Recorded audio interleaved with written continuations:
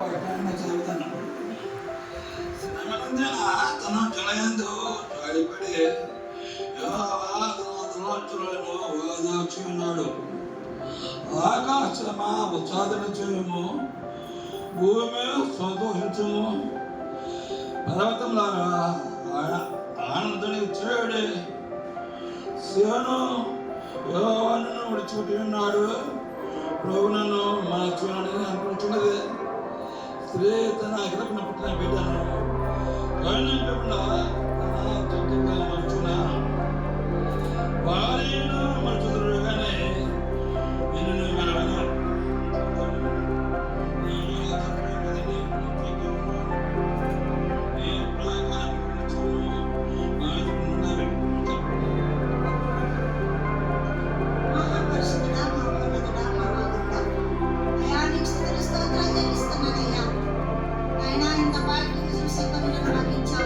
సంతోషించే హృదయాన్ని ఇచ్చావు.